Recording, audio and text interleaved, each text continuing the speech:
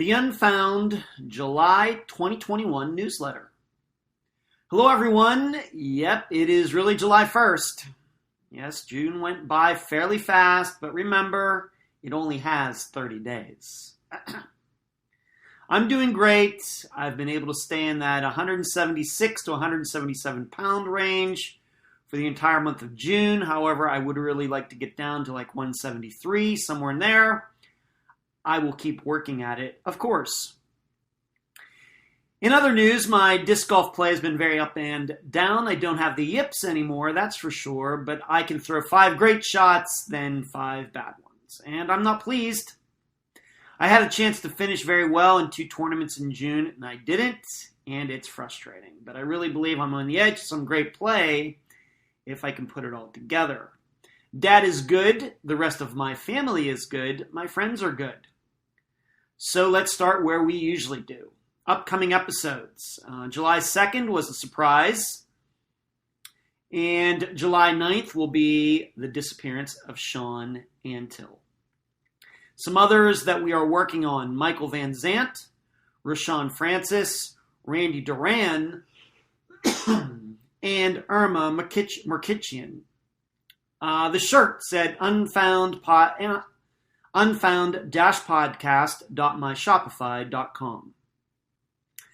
The Miami building collapse. Like many of you, I've been paying close attention to the tragedy that occurred in Miami last Thursday. You never expect something like that to happen in any industrialized nation, but it did. The building just came down with no warning. I can identify with the circumstances in a personal way since I've lived in a condo high-rise at the beach for over 2 years. But what I want to write about in this newsletter is the similarity between collapses like that and disappearances. Although I'm no engineer, I'm sure that eventually experts will discover that many factors caused the disaster in Miami. Those issues will be a combination of bad maintenance, cheap owners, bad design, less than adequate materials, warnings ignored, etc., etc., etc. Yes, I can't put percentages on each issue right now, but eventually the people investigating the collapse will be able to do so. And in the final analysis, the report will look something like a car crash investigation where each driver is given a portion of the blame. Something like that. What I'm saying is that yes, on that early morning, in that split second, what caused the building to fall was a column, most likely. However, there was surely a long line of events that eventually led to that column failing. But without even one of those preceding items, the tragedy doesn't occur. This is no different from plane crashes. In any investigation regarding why a jet fell from the sky, the NTSB always has multiple contributing factors, not just one. For example, yes, the pilot flew the plane into that mountain and didn't intend to do so. That's what got everybody killed. However, there were clouds, and the pilot was disoriented, and the co-pilot on the CVR did not appear to have the courage to tell the much more experienced captain that something wasn't right, etc., etc., etc. You take one of those issues away, and the plane comes nowhere near the mountains and lands safely. With disappearances, this is absolutely the same situation. This is the reason that when I interview a guest, we spend a lot of time talking about the person's life and everything that led up to the disappearance date. In fact, you will notice that oftentimes we don't get to the disappearance itself until an hour into the interview. Why? Because everything, even going back several years, can matter. I will give you an example of what I mean. I will pick a disappearance that has been solved. Crystal Morrison. For the record, I got her disappearance totally wrong. I've learned a lot from Crystal's remains being found, and my deepest sympathies continue to go out to her sister Michelle and the rest of Crystal's family. To go over the facts of Crystal's case, she went to work. While she was there, she told her supervisor that she wasn't feeling well and was permitted to go home. Crystal called the older couple who were taking care of her son while she was at work. The man said he would pick Crystal up and that he would take Crystal's son with him. They show up 20 minutes later and Crystal isn't there. Eventually, investigators find video from a local Shell gas station that shows Crystal inside there by herself. She bought something to drink. She was never seen again. Many people, including myself, believed foul play occurred. Some guy picked her up. Maybe Crystal met with her former drug dealer. Maybe a coworker harmed her. Lots of possibilities. Then in 2019, surveyors in the area, while doing their work on private land, happened upon Crystal's remains. She was less than a mile from the Shell station and not far off the main road. The reason she was not found during the original searches is because that landowner did not allow anyone on his property. The belief is that Crystal died from heat stroke. There was no foul play. But the disappearance of Crystal did not start on the day she wasn't there after calling to be picked up. Her disappearance was a lot of things put together that started happening years before she went missing. And just removing one could have caused Crystal to still be alive in 2021. What were those factors? Her sickness that day, her former addiction that damaged her immune system. Crystal was underweight, once again due to her previous drug habit. The temperature was 100 degrees that day. I think you can see that if we were to remove any one of those items, that the odds of Crystal going missing greatly diminish. If it had been 70 degrees instead of 100, if Crystal hadn't been sick, she wouldn't have wanted to leave work. If she did not have her previous addiction, Crystal's body would have been in much better shape to fight the illness. However, all these factors lined up. This is a version of the quote-unquote Swiss cheese model of accident causation, unquote. It means that within many layers that are created to prevent an accident from occurring, there are flaws, the quote-unquote holes. And when these holes line up, the accident occurs. For Crystal, all the flaws lined up on that day. Very sad. The tough part about Crystal's is we will never know why she called to be picked up, then decided to walk to the Shell gas station. Why would someone do that? Why didn't she just lie down at her desk and wait?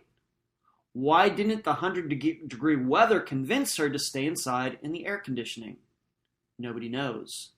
Nobody will ever know. I could use other disappearances that have been solved as examples of this idea that these cases don't start on the day people went missing. The cases start days or months or years before. Yes, even in circumstances where it seems the person walked off all by himself. In fact, this way of thinking is especially relevant in walk-off possibilities. Keeping this all in mind, I believe this will keep you from going down the rabbit holes that so many amateurs do when getting interested in a disappearance case.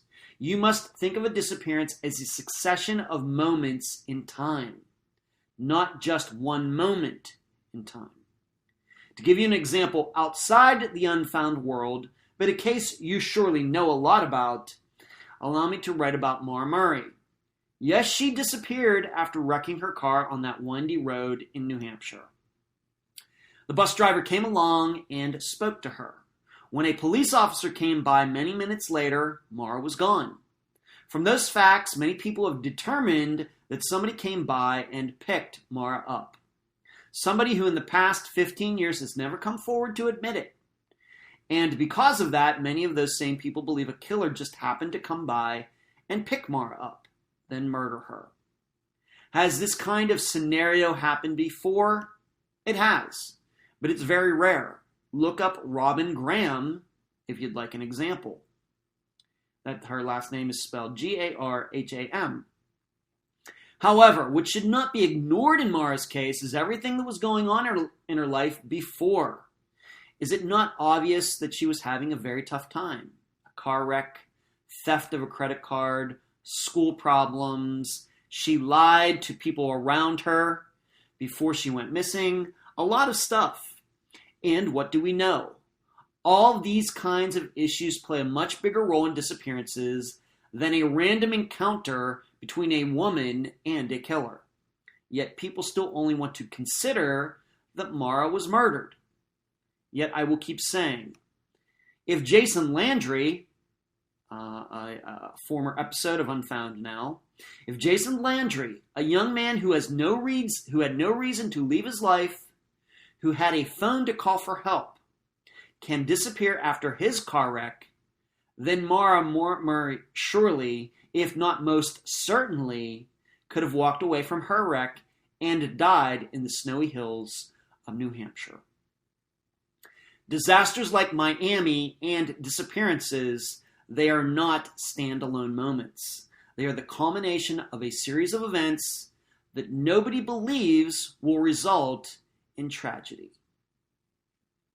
Please look for Unfound's books at Amazon.com. The best way to find them is typing in Unfound and my last name, Unfound and Dentzel, Dentzel, and you will find all of them. We have how many now? 8, and 9 will be out soon. The next topic for this newsletter will be Troy Galloway. Just this morning, June 30th, 2021, I got word from Nancy Galloway that the lake near Troy's house has been drained and it has been searched. There were no signs of Troy, not of him or anything he had with him when he allegedly ran off from his house. This does not surprise me. In fact, if you watch the live show, I showed a bit of puzzlement a couple months ago when I found out that the lake would be drained. It's been 5.5 years since Troy disappeared. Why drain the lake now? If Troy was in the lake, somebody would have noticed his body the next day. Likewise, if somebody killed him and attached bricks to his body to weigh the body down and threw it in the lake, there would then be no reason to drain the entire lake. Just bringing it down halfway would have been enough for searchers to see something. Plus, you must remember, the lake is not that big. Would not somebody have noticed someone in a boat going out into the middle of the water and chucking a human-sized object overboard? You'd think so. So, it was all a bit strange to me. Hey, I guess it's better than nothing. At least the Sonora Police Department has not forgotten about Troy, which is nice. But there's nothing that tells me why they thought now was the right time to drain the lake. The time to do that was back in 2016. The only idea that comes to me otherwise is that investigators thought they would find evidence in the lake, meaning they weren't looking for Troy. Instead, they were looking for his wallet, a knife, a gun, something that could lead them to believe foul play occurred. I guess that's possible. If that is the reason they drained the lake, then I get it. Yet, even if they found a knife or gun, how would they be able to prove either had anything to do with Troy's disappearance? I don't know. Surely they could not get any forensics on it after all this time. My opinion on Troy's disappearance has matured since 2017 when we covered it. These days, I'm much more open to the idea that somebody walked off now than I was back then. Let me read that again. These days, I'm much more open to the idea that somebody walked off than I was back then. Why? Because of what I wrote above regarding the analysis of everything, not just the day of the disappearance. Troy had a lot going on. His disappearance, now looking at it almost 4 years after the initial coverage, has the feel of a David Schrader or Ronnie Russell, and not one of a Jeff Nichols or Eric Franks. But new facts can always bring about new theories. Unfound's playing cards. MakePlayingCards.com/sell/Unfound Podcast. And I can assure you before the end of the year, all of those will be updated and there'll be more choices there as well. Vanessa Oren. This is somewhat breaking news as it only came to light yesterday, June 30th. I got to speak about it during the live show that night, but I will write about it here as well. There is a major development regarding the investigation into the disappearance of Vanessa Oren. She went missing from LaBarge, Wyoming, although the circumstances of which are still very unclear. Her sister Tinker was the guest. The main suspect in Vanessa's disappearance is Pete Petrie, a neighbor. Well, on June 19th of 2021, a whole host of law enforcement agencies, including the FBI, served a warrant on Pete's property. He, in turn, vacated this home so that the organizations could do their work. However, Pete then went missing himself. There's no information as of the recording of this newsletter indicating whether law enforcement found anything relevant to Vanessa's disappearance or not. However, on June 22nd, 3 days after the warrant, someone found Pete deceased. He had committed suicide by shooting himself. I'm sure many people, including myself, will see this as a sign of guilt on his part in relation to Vanessa going missing. The interesting part about all of this is about 3 weeks ago, I received a nasty email from someone. So this would have been around June 9th, 10 days before the warrant was served. Then during the live show for June 16th, the same person tried to troll the proceedings. Luckily, the moderator, my assistant Cherie, deleted his postings and blocked him. Thank you, Cherie. But here is the email. I will read it, and there is adult language in it. Man, did that mushroom LSD-loving tinker sell you a fucking story? And Gina and her daughter become a joke to it. Two. Then a bunch of smiley emojis. Fame for nothing and glory to a shit name, Ira Wolf, formerly Ira Petrie. Glad made fame on lies, ellipses. I can sure as hell add some fucking twist, ellipses. Hit old preacher up if you want God's truth to you fame fuckers, ellipses. Especially selling my name without contract. Some dollar signs are owed under UCC and CJS ellipses law. And so when I say ellipses, that means like a succession of periods. Those were in this message. And I apologize for the language, but I wanted to read it just as it was written. You know I like to keep it as PG as possible. Who wrote it? Surely the same person who tried to ruin the live show. This person has not written to me since. Tinker and I believe it was Ira Petrie, even though it seems the emailer is making fun of him. Why do I think Ira sent it? Because the email address is elsoluslupus@gmail.com, and lupus is Latin for wolf. In fact, literally translated, El Solus Lupus means the lone wolf. And Ira's Facebook account name is Wolf Petrie. The weird part is I received no responses from anyone after the episode came out, not from Pete or Ira or anyone else. It wasn't until I got close to the time of the search warrant that this email got sent to me. And on a side note, just within the last few days, on some podcast platform, Unfound was given a very, very poor review, and this reviewer also mentioned Vanessa Oren, so I'm inclined to believe this is also the same person who wrote this email and who also tried to troll the live show.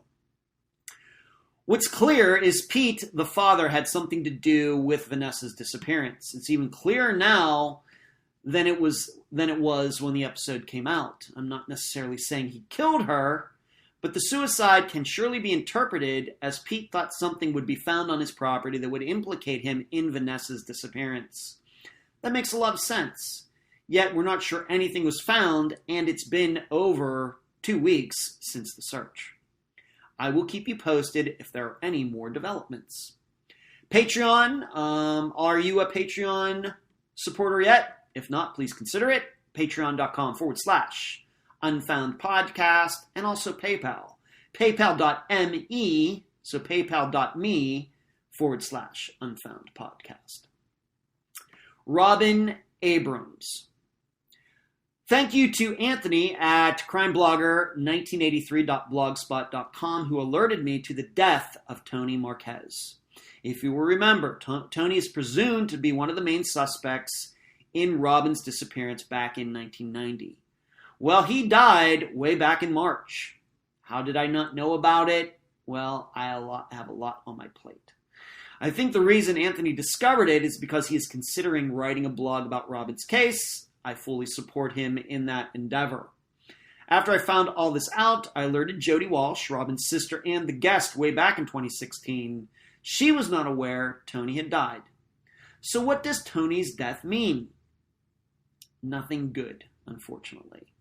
Yes, he may pay in some cosmic/hellish way for his involvement in Robin's disappearance, but that is not much satisfaction to Robin's family and the rest of us who would like people to get justice here in the material world. However, in trying to stay away from the negative side of this development, maybe we can have the hope that now that Tony is dead, somebody may have the courage to come forward. Maybe even his wife, who surely knows Tony was cheating on her way back in 1990, if she didn't know it at the time. If she lived in fear of telling investigators what she knew while Tony was her husband, maybe she can now get some revenge for the hell he might have caused her over the last 30 years. Why do I say that? We really don't believe Robin was the only mistress Tony ever had, do we? The big issue, though, is that given what we understand about everything going on at that time, it may not have been Tony who was the planner of Robin's death. Yes, he was the one who brought her into the Will County Sheriff's Office, but remember, she was going after the department for sexual harassment, not just Tony. Meaning, I could see someone in a much higher position saying to Tony, hey, you brought this woman into the department, and now she's causing problems. You are now in charge of making this all go away. What I'm saying is Tony might not have been the person who originally thought, hey, I got to kill Robin. It was most likely someone else who gave him the task because Tony brought Robin in. It's something to think about. Next topic, Unfound Now. It took me a while to settle on Luis de Villa's disappearance as the one to be covered for the most recent Unfound Now. Why? Well, the issue I keep running into is that many of these new disappearances that are only 3 months old or less do not have a lot of details in their articles, or there aren't any articles at all. There's only a listing on NamUs, and NamUs does not give you a lot of details. With Luis's, though, many stories have been written for the very reason you'd expect. He was an American in Mexico who was driving back and disappeared within miles of the border. That kind of circumstance is always going to get attention. Luis's disappearance gave me a chance to talk about a topic I haven't covered in depth that much, the FBI. If you've watched the video, you know how I made a couple major points regarding America's top-tier law enforcement agency. They don't get involved as much. Number one, they don't get involved as much as the public thinks. And number two, they're not a cure-all for disappearance cases. For number one, the reason the public thinks this is because of Hollywood. No doubt about it. The reality is the FBI is involved in a lot fewer disappearance cases than the public would ever realize. However, for Luis's disappearance, this is one of the roles the FBI definitely does have, looking out for American citizens in other countries. For number two, even if the FBI is involved in missing persons cases, this is a very small percentage of their overall mission. Meaning, and not to be arrogant, I know more about missing persons cases than they do, because I do it full time and they do it 1% of the time. This lack of experience then means they aren't as good at solving disappearances as everybody thinks. They struggle with them like every other law enforcement agency anywhere. Not just in the U.S., but anywhere. Next topic. Unfound Book Series, Season 2, Volume 2. Yes, I advertise all the books in every newsletter, but the new book is out. Please check it out. Once again, that's book number 8, Season 2, Volume 2 of the Unfound Book Series. Next topic, Dr. Telesco. As I announced, and you probably noticed anyway, there was no June 2021 get-together between myself and my favorite college professor, Dr. Telesco. We decided to take the month off. She had a lot of stuff going on. I had a lot of stuff going on. And we didn't feel we would be able to give the show our 100%. Simple as that. However, as far as I can tell, we will be doing a show later this month. My guess is the last Thursday of this July 2021. Next topic, Rebecca Gary. There is a very positive development regarding Rebecca's case, and this excites me to no end because Rebecca's disappearance is one that has never been given an update on any of the update episodes. However, I think I will be able to do so come August when update episode number 9 happens. Why? Well, if you will remember a few months ago, I announced that some of the think tank members would be taking on some disappearances for themselves. Rebecca's was one of those. And the member who decided to reinvestigate it has told me that by filing a Freedom of Information Act request, she's getting access to the original reports from 1988 when Rebecca went missing. Most importantly, Rebecca's family has never seen these pages. How big is the file? 33 pages. Not a large one, but it's something. I can make no predictions as to what will be in it. I would urge everyone to not get their hopes too high. But even if the reports give us just one more piece of unknown information, who knows where that can take the investigation in 2021. This is an example of what all of you can do if you could find the time. These families need you. Next topic. Speaking of FOIAs, speaking of Freedom of Information Act requests. As you may know, I don't usually file for FOIAs because they take too long to get for purposes of doing a weekly podcast. In addition, many times what you get is just 1 or 2 pages, and they don't tell you much. Well, recently, I was put in touch with a mother who lost her daughter to a disappearance in the 1990s. No, I will not tell you which disappearance it is right now. You'll find out soon enough. Because of what the mother said, I decided, hey, let's file a FOIA. I haven't filed for one in a long time, and this might be a case where it might be helpful. So I made an email inquiry to the sheriff's office that is responsible for the disappearance. A clerk got back to me fairly quickly. He said that a file on the case exists and that I can have it if I'm willing to pay the charges. Great. How many pages? 628. Yes, really. Moreover, when I told the girl's mother this, she was stunned. She had no idea that the sheriff's office did enough work to even collect 628 pages of information. As you can imagine, she is very excited to get the file. Just so you know, I will bear the full brunt of the costs myself.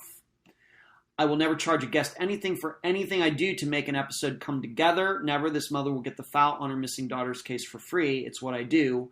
However, I should let you know on an update that this mother has insisted that she at least paid for part of getting this, and she has sent me some money through PayPal. But I can assure you, I did not wait for her money before I filed for the FOIA and sent them a cashier's check from my bank to get the information. It was only after that this woman sent me a partial payment, which I did not expect.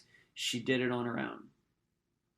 So that is the end of the July 2021 newsletter. Just to remind you where you can find Unfound.